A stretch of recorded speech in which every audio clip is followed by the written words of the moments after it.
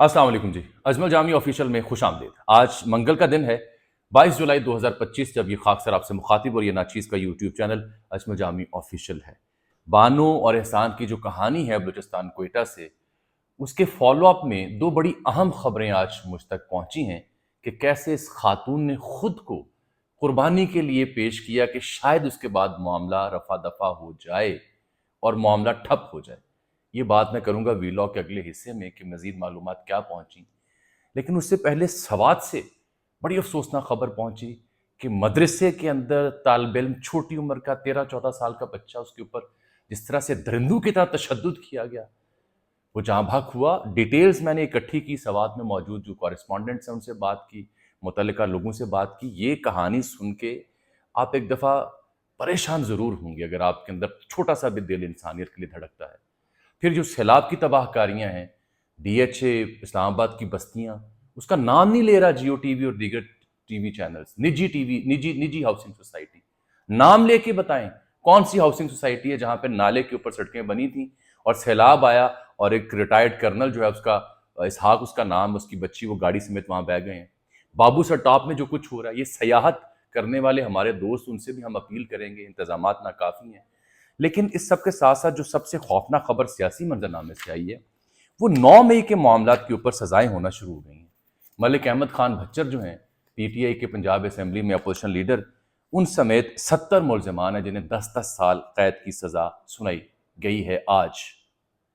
और एक अहम खबर मैं आपको और दे दूं कि इमरान खान साहब को जल्द अडयाला की निस्बत एक और जेल में मुंतकिल करने का प्लान भी सामने आया है। ये मैं आपसे डिस्कस करता हूँ, मेरे साथ रहिएगा। सबसे पहले ज़रा ये सवात के ऊपर मैं बात करना चाह रहा हूँ। दिल बड़ा दुखी है। ये सवात की वादी सवात की तहसील है खाजा खेला। इसका एक गांव है जिसे चालियार कहा जाता है। यहाँ एक मदरसा है। ये पीर की शाम का वाक़या है, यानी आज मंगल है तो मैं पीर का जिक्र कर रहा हूँ, जब मदरसे का एक कम उम्र तालिब इल्म है, 13 से 14 बरस इसकी उम्र बताई जाती है। फरहान अयाज इसका नाम है। अपने असातिज़ा के हाथों, मुअल्लिमीन के हाथों, उनके बच्चों के हाथों शदीद जिस्मानी तशद्दुद इस पे किया जाता है, मारा पीटा जाता है और ये बच्चा जान की बाजी हार जाता है। मदरसों में बच्चों के साथ जो जिनसी तशद्दुद है, फिर ये जो दूसरा तशद्दुद है जिस्मानी, अनगिनत मिसालें पूरे पाकिस्तान में अक्रॉस द बोर्ड। और जब कभी हम बात करें तो मजहब और दीन खतरे में पड़ जाता है हमारे उलमा इकराम का। वो कहते हैं ये साजिश कर रहे हैं हमारे खिलाफ। ये भी फैक्ट है कि लोग इस काबिल नहीं हैं गुर्बत की वजह से, रिवायात कह लें, गुर्बत कह लें, कि वो बच्चों को आला स्कूलों में तालीम हासिल करवा सकें। तो बुनियादी मजहबी और दीनी तालीम और दुनियावी तालीम के लिए मदरसों का रुख किया जाता है, बिलखुसूस ऐसे इलाकों में। तो ये ख्वाजा खेला का इलाका है जहाँ पे फरहान अयाज का जो वाक़या पेश आया, तो मेरी वहाँ पे डॉक्टर महबूब हैं जो जियो न्यूज़ से वाबस्ता, उनसे तफसीली बात हुई। एक दो और सहाफ़ी हैं, कुछ पुलिस एहलकार हैं, कुछ मदरसे को जानने वाले बच्चे हैं जिनसे मेरी बात हुई और मैं डिटेल आप तक पहुँचा रहा हूँ। 13 साल इस बच्चे की, 14 साल उम्र है। 2 FIR दर्ज हो चुकी हैं। FIR में ना एक बड़े खौफनाक जुमला लिखा हुआ है जो मेरा दिल नहीं कर रहा कि मैं पढ़ के आपको सुनाऊं। ये मेरे पास FIR मौजूद है। FIR में ये तो मैं बताता हूँ ना कि बच्चा अपने घर छुट्टियों पर गया हुआ था, वापस आया, ताख़ीर से आया कई दिन की, तो फिर उस पर तशद्दुद किया गया कि ताख़ीर से क्यों आया। लेकिन FIR में एक और जुमला बड़ा अहम है जो हमें बताता है कि इन बच्चों के साथ वहाँ होता क्या रहा। FIR में लिखा है कि मुझे कहा गया, जो मदरसे का मोहतमम है, उसका बेटा एहसानुल्लाह, वो मुझसे नाजायज़ मुतालबात करता था। ये बच्चे शिकायत लगा रहे हैं। जब फरहान अयाज, एक FIR है उसके कत्ल की, जिस्मानी तशद्दुद, उसके बाद एक और FIR दर्ज हुई जिसमें दीगर बच्चों ने बताया कि इस मदरसे के जो मुअल्लिम हैं, कारी साहबान हैं, उनके जो बच्चे हैं, उनके जो दीगर असातिज़ा हैं, वो बाकी बच्चों पर भी जिस्मानी और जिनसी तशद्दुद करते थे। जुमला लिखा हुआ है कि इनके मदरसे का जो मोहतरम मदरसा है, उसका बेटा एहसानुल्लाह मुझे नाजायज़ मुझसे मुतालबात करता था और दीगर लोगों के साथ आके हम पे तशद्दुद करता था। ये बच्चों ने शिकायत लिखी, FIR में लिखी हुई। अगर ये बच्चा फौत ना होता, ये FIR दर्ज ना होती, तो ये बच्चे पता नहीं कब तक उस मदरसे में इन जानवरों के हत्थे चढ़ के जिस्मानी और जिनसी तशद्दुद का निशाना बनते रहते हैं। बहरहाल سر کے علاوہ نا، یہ جو فرحان ایاز بچہ ہے جو 13-14 سال کا ہے، سر کے علاوہ، اس کا جو سر تھا، اس کے علاوہ اس کے جسم کا کوئی حصہ محفوظ نہیں جس کے اوپر اس جانور نما معلم نے، جو قرآن اور دین کے نام سے مولوی بنا بیٹھا ہے، بدبخت لانتی، اس نے اتنا تشدد کیا اس بچے کے اوپر، اتنا تشدد کیا کہ سر کے علاوہ کوئی اس کا حصہ محفوظ نہیں تھا۔ لعنت ایسے لوگوں پہ جو دین کے نام پر یہ سب کچھ کرتے ہیں۔ بہرحال، اور یہ بچہ جب اس سے پہلے گھر گیا تو اس کے جو اہل خانہ ہے، اس کا باپ سعودی عرب میں ہوتا ہے، وہاں روزی روٹی کمانے کے لیے، تو اس کا دادا ہے، اسے اردو زبان نہیں آتی، تو اس نے اپنے دادا کو، اپنے اہل خانہ کو، اس سے پہلے جب وہ گھر گیا چھٹی پہ تو بتانے کی کوشش کی کہ ہمارے مدرسے میں مار پیٹ ہوتی ہے، جنسی تشدد ہوتا ہے، لیکن انہیں سمجھ نہیں آئی۔ ان کا نہیں، ایسے ہی ہوتا ہے، رواج ہے، ایسی کوئی بات نہیں، آپ کو غلط فہمی ہے۔ یہ بچہ اب 4-5 دن کی چھٹی کے بعد جب واپس آیا، تاخیر سے آیا، تو تب مولوی نے دھر لیا، وہ مار پیٹ کی کہ میں آپ کو بتا نہیں سکتا۔ اس میں اس بچے کو پھر جب بالکل ہی یہ بے ہوش ہو گیا، ہلنے سے قاصر ہو گیا، پھر اسے خواجہ خیل اسپتال لے کے جایا گیا، وہاں معلوم ہوا کہ جہاں بھاگ ہو چکا ہے۔ اس کی تصویریں بھی آپ دیکھ رہے ہیں، میں وہ تصویریں جان بوجھ کے نشر نہیں کر سکتا، معذرت چاہتا ہوں۔ بے رحمانہ تشدد تھا جس کے بعد یہ بچہ موت کی بھینٹ چڑھا۔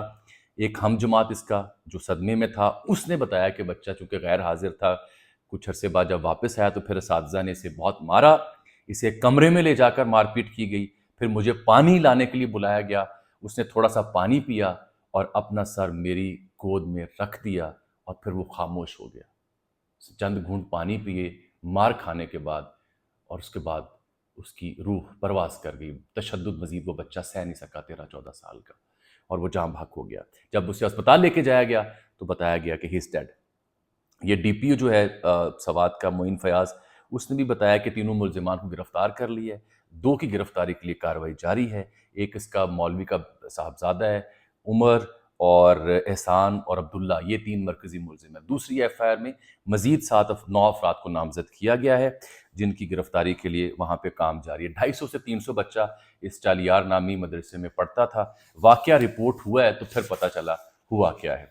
اچھا، اس میں جو بچوں کے معاملات ہیں، اس میں جو اس بچے کا چچا تھا، اس نے بتایا کہ جب یہ گھر پر تھا تو مدرسے جانے سے ڈرتا تھا، ڈر لگتا تھا اسے، اور واپس نہیں جانا چاہتا تھا۔ میں اسے خود مدرسے لے کے گیا، اساتذہ کے حوالے کیا، اور واپس آیا اور اسی شام استاد کا فون آیا کہ میرا بھتیجا بیت الخلاء میں گر کر فوت ہو گیا۔ یہ لعنتی انسان اس کے چچا کو کیا بتا رہے ہیں، بدبخت، کہ آپ کا بچہ واش روم گیا، گرا اور جاں بحق ہو گیا۔ حالانکہ خبر کیا ہے، اسے مارا گیا ہے، تشدد کیا گیا ہے۔ وہ ویڈیو سب کے سامنے نظر آ رہا ہے کہ اس کا پورا جو کمر ہے وہ چھلنی ہے مار پیٹ سے۔ ان درندوں سے اپنے بچوں کو بچائیں، ان مذہب کے بیوپاریوں کو ننگا کریں، ان کی حقیقت عوام تک پہنچائیں کہ یہ 13-14 سال بچوں کے ساتھ جنسی اور جسمانی تشدد کرتے ہیں۔ یہ میں آپ کو ایک رپورٹ بتاؤں، 2024 کی ایک رپورٹ ہے، پاکستان میں 7608 بچوں پر جنسی اور جسمانی تشدد کے واقعہ رپورٹ ہوئے۔ یومیہ یہ 21 بچے ہیں جو تشدد کا نشانہ بنتے ہیں۔ یہ صرف پاکستان کی 2024 کی بات میں کر رہا ہوں، اور پھر مدارس میں تشدد کی اگر میں نے بات کی نا، اس کی رپورٹ بھی پاکستان میں موجود ہے، تو یہ مولوی صاحبان نے میرے پیچھے پڑ جانا ہے کہ یہ جو مدارس ہیں اور جو مدرسے ہیں ان کی بدنامی کا باعث بن رہا ہے اجمل جامی۔ تو میں صرف یہ کہانی آپ کو بیان کر کے اجازت چاہتا ہوں آپ سے، اس موضوع کو میں مزید چھیڑوں گا، میں اپڈیٹ کروں گا، پیچھا کریں گے ان لوگوں کا جنہوں نے ان بچوں کو وہاں پہ جینا ان کا حرام کیا ہوا ہے۔ آگے چلتے ہیں۔ یہ 9 مئی کیس ہے، اپوزیشن کے جو پنجاب اسمبلی میں لیڈر ہیں ملک احمد خان بچر صاحب، سینٹ کا انتخاب ہو گیا، مراد سے سینٹر تو بن گئے لیکن حلف لینے نہیں آئیں گے تو وہ سیٹ ایمپٹی رہے گی۔ اس میں یہ ثابت کرنا تھا کہ خان صاحب نے جس کو ٹکٹ دی وہ بن گیا۔ مرزا افریدی، میں نے آپ کو کہا تھا مرزا افریدی کے لیے علی امین گنڈا پور صاحب لاہور آئے ہیں، جب میں نے وہ وی لاگ کیے تو پی ٹی اے کے چاہنے والوں نے مجھے گالیاں دیں کہ آپ غلط خبر دے رہے ہیں، خرم ذیشان کو ٹکٹ ملے گی۔ خرم ذیشان دستبردار نہیں ہوئے، لیکن خرم ذیشان کو اسمبلی میں ایک ووٹ بھی نہیں پڑا، حالانکہ اس بندے نے ڈٹ کے بتایا کہ اصول کے اوپر، نظریات کے اوپر بندہ کھڑا رہ سکتا ہے۔ مرزا افریدی کی میں نے خبر دی تھی آپ کو، وہی ہوا، وہ منتخب ہوئے، سینٹر بن گئے ہیں۔ تو اب جب یہ سینٹ کا انتخاب ہو گیا، جو فارمولہ طے تھا اپوزیشن کا اور حکومت کا، اس کے مطابق انتخاب ہوئے 6-5، اس میں میں مزید بات نہیں کر رہا۔ مراسد کا ایک لمبا ٹویٹ بھی ہے، وہ پڑھ لیجئے گا، بڑا دلچسپ ٹویٹ ہے۔ لیکن اس میں گنڈا پور صاحب نے سسٹم کی وہ ضمانت بنے، سسٹم ان کی ضمانت بنا، ان کی کرسی محفوظ ہے اور نظام اپنی جگہ چلتا رہے گا۔ تحریک وہ آگے 90 روز پہ لے گئے ہیں، اس کی مستقبل کیا ہوگا ایک دو دنوں میں آپ کو اندازہ ہو جائے گا. لیکن اس بیچ میں جو خبر دینے والی ہے وہ یہ ہے کہ 9 مئی کے کیس میں جو اپوزیشن لیڈر ملک احمد خان بھچر بڑی لیڈ سے وہ جیتے تھے، وہ ان سمیت 70 ملزمان کو 10 سال قید کی سزا سنائی ہے. ATC سرگودا نے، یہ 2023 9 مئی کا جو واقعہ تھا، میاں والی کا تھانہ تھا موسیٰ خیل جہاں پہ یہ مقدمہ درج ہوا تھا. ATC نے، اب یہ فیصلے سنائے نہیں جا رہے تھے لیکن میں نے آپ کو کوئی مہینہ ڈیڑھ پہلے خبر دی تھی کہ 9 مئی کے اوپر فیصلے آنا شروع ہو جائیں گے اور یہ اس کا ثبوت ہے. فیصلہ آباد سے بھی فیصلے آ سکتے ہیں. اب ان کو اور سہیل احمد چٹھا صاحب، ان دونوں کو 36 رہنما مجموعی طور پر بنتے ہیں. 10 سال قید کی سزا سنائی گئی ہے. ان میں سے سابق MNA بلال اعجاز بھی شامل ہیں. ان پر تشدد، احتجاج، جلاؤ، گھراؤ اور دیگر الزامات ان پہ عائد ہیں. یہ 21 دسمبر 2024 کو جو ملٹری کورٹ تھی اس نے سانحہ 9 مئی کے کیس میں 25 مجرموں کو 10 سال کی قید سنائی تھی، اور بعد ازاں پھر 26 دسمبر 2024 کو فوجی عدالت نے ہی سانحہ 9 مئی میں حسان نیازی جو خان صاحب کے بھانجے ہیں ان سمیت 10 ملزمان کو 10 سال تک قید کی بامشقت قید سزا سنائی تھی. اب ملک صاحب نے تو بھچر صاحب نے اس کو لاہور ہائی کورٹ میں چیلنج کرنے کا فیصلہ کیا ہے. اٹ ول بی انٹرسٹنگ، کیونکہ ملک بھچر صاحب ہوں یا دیگر ہوں، وہ کہتے ہیں جی CCTV سے لے کے جو باقی شواہد ہیں وہ پبلک کیے جائیں، بتایا جائے کہ ہم کیسے اس میں ملوث ہیں. سزا دینے والوں کو یہ چاہیے کہ اگر ایویڈنس ہے تو منظر عام پر لے کے آئیں، بتایا جائے کیسے کون رہنما کس معاملے میں ملوث ہے.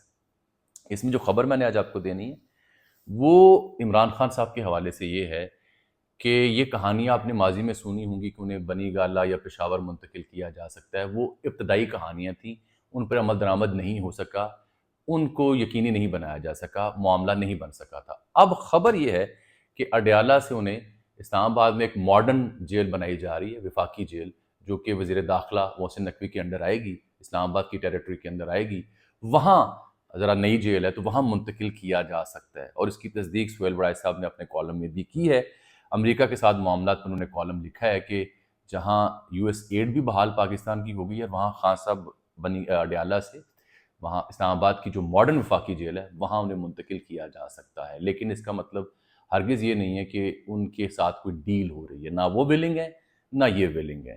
تحریک 90 روز پہ جا پہنچی، سینٹ الیکشن ہو چکے، 9 مئی کے اوپر سزاؤں کا سلسلہ بھی شروع ہو چکا ہے. آنے والے دن مجھے مزید ٹف دکھائی دے رہے ہیں. آپ آ جاتے ہیں بلوچستان کا واقعہ میں ذرا آپ سے ڈسکس کر لوں. دیکھیے میں 2-3 دن سے اس واقعے پہ نظر رکھی ہوئی ہے. مختلف جو ذرائع ہیں، مقامی صحافی ہیں، جو ذمہ داران ہیں، ان سے بات ہو رہی ہے. تو میں بار بار ایک ہی شے واضح کر رہا ہوں کہ رپورٹر یا صحافی کا کام ہے ایک واقعے کے اوپر معلومات آپ تک پہنچانا. فتویٰ میں نہیں دے سکتا کہ کون صحیح ہے کون غلط ہے، کیونکہ میں جج نہیں ہوں. تو خدا را مجھ سے آپ جج کا کام نہ لیں. مجھ سے آپ معلومات سن سکتے ہیں، وہ معلومات درست بھی ہو سکتی ہیں اور غلط بھی. لیکن جو میں نے معلومات ابھی تک دی ہیں بانو اور احسان کے معاملے کے اوپر، میں ان معلومات کے اوپر کھڑا ہوں اور میں سمجھتا ہوں کہ میری معلومات درست ہیں. آپ جب کیس آگے بڑھے گا اس میں بھی دیکھیں گے، اس کی تصدیق ہوتی رہے گی. FIR دیکھ لیجئے، حامد میر صاحب کے ٹویٹس دیکھ لیجئے، باقی ذمہ داروں کو جنہوں نے اس سٹوری کو کھنگالا ہے وہ بھی یہ بتا رہے ہیں کہ جو معلومات اس ناچیز نے دیں وہ درست تھیں. معلومات دینے کا مقصد ہرگز یہ نہیں ہے کہ میں کسی بھی قتل کی کوئی جواز فراہم کر رہا ہوں. عزت کے نام پر سیاہ کاری یا کاروکاری یا کسی کو قتل کرنا، میں اس کی حمایت نہیں کر سکتا. میں بار بار اس کی وضاحت کر رہا ہوں. اب خبر لے لیں مجھ سے. خبر یہ ہے کہ یہ بانو بی بی ہے، اس بیچاری نے نہ صرف سفر کیا بلکہ اس نے اپنے آپ کو پیش کیا کہ میری قربانی سے اگر یہ قبائل کی لڑائی اور ایک دوسرے کی جو پگ پہ داغ لگنے کا مسئلہ ہے وہ حل ہوتا ہے تو میں اپنی قربانی دینے کو تیار ہوں. اس کو احسان اللہ نے بلیک میل بھی کیا.